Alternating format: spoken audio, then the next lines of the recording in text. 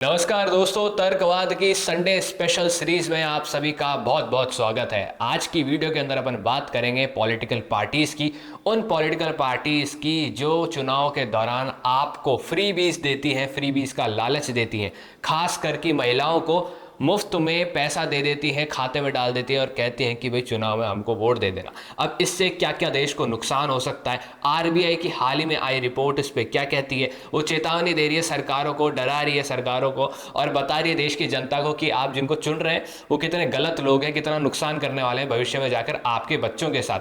अब उससे पहले, इस वीडियो की शुरुआत करने से पहले, आप अगर हमारी रोजाना आने वाली वीडियोस के साथ जुड़ना चाहते हैं तो तर्कवाद को सब्सक्राइब कर लीजिए।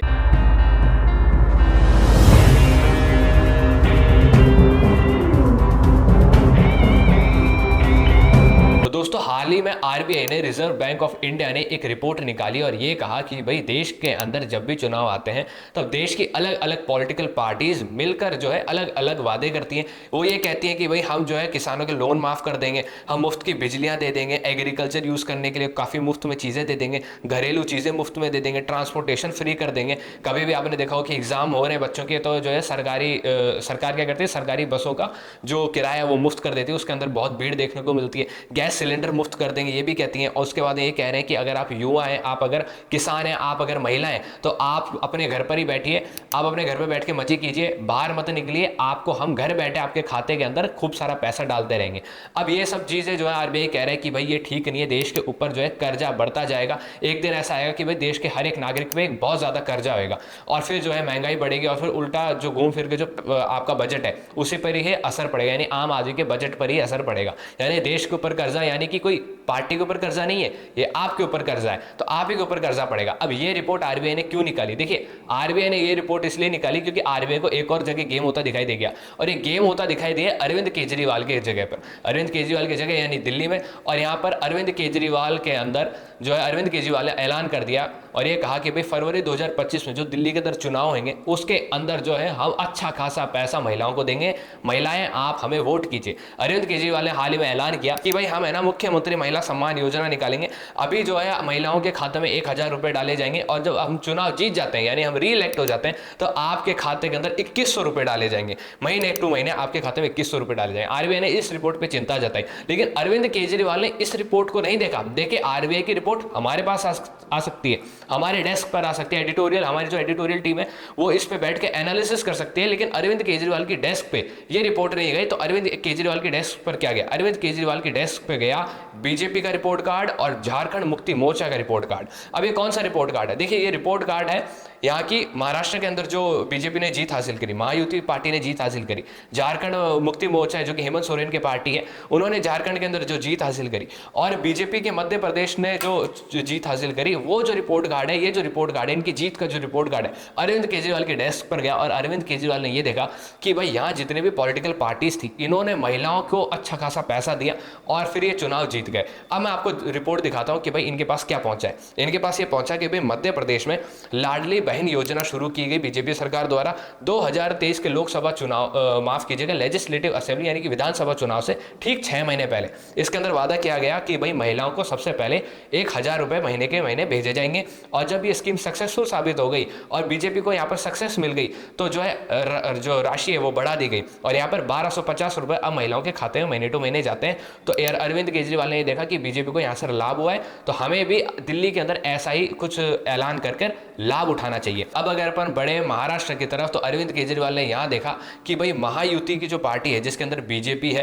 शिवसेना एकनाथ शिंदे की है, अजित पवार की एनसीपी है, तो उन्होंने यहाँ पर ये देखा कि भाई यहाँ पर भी इन्होंने एक स्कीम लॉन्च करी जिसका नाम है माझी लाडकी बहन योजना, जिसके अंदर इस वक्त जो है 1,500 रुपए महिलाओं को दिए जा रहे हैं। उससे पहले 1,000 रुपए दिए जा रहे थे और आगे जाके भविष्य में जो है 2,100 रुपए महीने टू महीने महिलाओं को दिए जाएंगे। और यहाँ पर क्या देखने को मिला? यहाँ पर ये देखने को मिला कि भाई जो महायुति पार्टी है उसने भी जीत हासिल कर ली। फिर अरविंद केजरीवाल ने झारखंड मुक्ति मोर्चा को देखा, यहाँ के विधानसभा चुनाव को देखा और ये देखा कि झारखंड मुक्ति मोर्चा ने झारखंड के अंदर स्कीम लॉन्च करी, मैया समान स्कीम।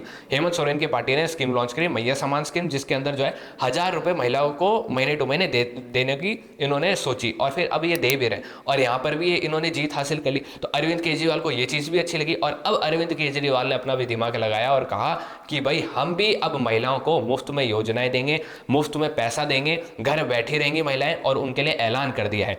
अब आप खुद सोचिए, अगर महिलाएं हमारे देश की घर में बैठे बैठे खाते में आराम से पैसे कमाती रहेंगी, ऐसे ही मुफ्त में पैसा लेती रहेंगी, तो क्या महिलाओं में स्किल डेवलपमेंट होगा? अब आप सोचिए कि इसी तरीके से अगर महिलाओं को हमारे देश के अंदर, चाहे बीजेपी हो, चाहे कांग्रेस हो, चाहे आम आदमी पार्टी हो, चाहे झारखंड मुक्ति मोर्चा हो, ये सब अगर घर बैठे ही हमारे देश की महिलाओं को खाते में पैसे डालते रहेंगे, तो क्या हमारे देश में महिलाएं एम्पावर होंगी? आज ये महिलाओं को खुले तरीके से बांट रहे हैं। मैंने आपको लिस्ट दिखा दी कि किस तरीके से सभी पार्टीज जब जब इनके राज्यों के अंदर चुनाव हो रहे हैं, ये सभी आकर महिलाओं को मुफ्त में पैसा देने की बात कर रही है। कल ये जो महिलाएं ये भी रहेंगी और फिर एक और सेगमेंट आ जाएगा, वो आ जाएगा युवाओं को, क्योंकि बेरोजगारी बढ़ रही है। सरकार क्या सोचेगी? सरकार ये सोचेगी कि भाई महिलाओं को तो लपेटे में ले लिया है, अब जो है युवाओं को भी ले लेते हैं। युवा भी जो है भारत का फटाफट से 2,000 रुपए में अपने पास शिफ्ट हो जाएगा, इसका जो वोट है अपने पास शिफ्ट हो जाएगा, क्योंकि जो युवा है उसको करना क्या है? उसको अपने वाईफाई का रिचार्ज ही तो कराना है। वाईफाई का रिचार्ज 2,000 से कम में तो हो ही जाता है हमारे देश के अंदर, तो उसको वो रिचार्ज कराना है, फिर वो रील्स देखेगा, रील्स के अंदर जो भी पॉलिटिकल पार्टी उसको दिखेगी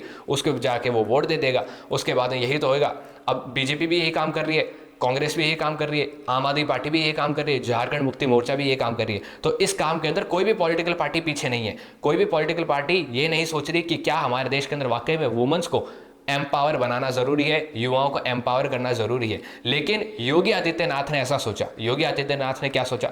योगी आदित्यनाथ ने कई स्कीम्स तो चलाई वुमेन को, जो है वुमेन वोट्स को, महिला वोट बैंक को अपने तरफ खींचने के लिए, लेकिन उन्होंने एक और चीज चलाई। उन्होंने हाल ही में क्या करा? महिलाओं को मुफ्त में सिलाई मशीनें दी और ये कहा कि महिलाएं आत्मनिर्भर बने और महिलाएं जो है खुद कपड़ा बनाए, नहीं आता बनाना तो सीखे और इसका व्यापार करना शुरू कर दे। अब ये जो चीज है, इससे महिलाओं को भी आगे बढ़ने का मौका मिला, महिलाओं को भी कई नई नई चीज़ें सीखने का मौका मिला और कहीं ना कहीं जो है इकोनॉमिक स्टेटस भी महिलाओं का बढ़ता हुआ दिखाई दिया। इसी के साथ ही महाराष्ट्र की महायुति सरकार ने भी कुछ लिमिटेशंस लगा दी उन महिलाओं पर जो पहले से ही एम्पावर है। उन्होंने ये कहा कि भाई चुनाव जीतने से पहले तो ये कह दिया कि भाई आप सबको जो इतनी धनराशि मिलेगी डायरेक्ट आपके खाते में, लेकिन चुनाव जीतने के बाद महिलाओं के ऊपर लिमिटेशंस लगा दी। ये कहा कि भाई जो महिला पहले से एम्पावर है उनको ये धनराशि नहीं मिलेगी। क्या क्या लिमिटेशन है आपके स्क्रीन पर आ रहे हैं, आप वीडियो पॉज कर इस चीज़ को पढ़ सकते हैं और फिर आप ये भी सोच सकते हैं कि क्या वाकई में इस तरीके जो फ्रीबीज हैं वो क्या मिलना सही है हमारे देश के अंदर। देखिए सरकार जो है वो बजट घोषित करती है, बजट निकालती है, और ये जो बजट है ना सरकार का, सरकार को उस जगह लगाना चाहिए। फॉर एग्जांपल सरकार के पास 100 रुपये का बजट है, तो सरकार को ऐसी जगह लगाना चाहिए जहां सरकार के पास कम से कम 110 रुपये हैं। लेकिन सरकार क्या कर रही है? सरकार तो 100 रुपये आती है, 100 रुपये सरकार के पास आते हैं, उसमें से 10 युवाओं को मुफ्त में दे देती है कि भाई जाओ जहाँ उड़ाना उड़ाओ, लेकिन वोट के टाइम पर हमें वोट दे देना। महिलाओं को 20 रुपये दे देगी और कह देगी भाई जहाँ आपको जो करना वो करो, हमको कोई मतलब नहीं है इस 20 रुपये से आपका क्या क्या गुजारा चल रहा है, आप तो वोट हमें दे देना, हमने आपको 20 रुपये दे दिए। ये सरकार करती है। सरकार के पास अब कितने कमाए सरकार ने? 100 रुपये कमाए, 10 युवा को दे दिए, 20 महिला को दे दिए, बच्चे कितने? 70। यानी मुनाफा कितना हो रहा है? ये जो 10 रुपये युवाओं के पास गए, इस 10 रुपये ने सरकार को कुछ कमा के नहीं दिया। महिलाओं के पास जो 20 रुपये गए, इस 20 रुपये ने सरकार को कुछ कमा के नहीं दिया। यानी इन शॉर्ट देश ने कुछ नहीं कमाया।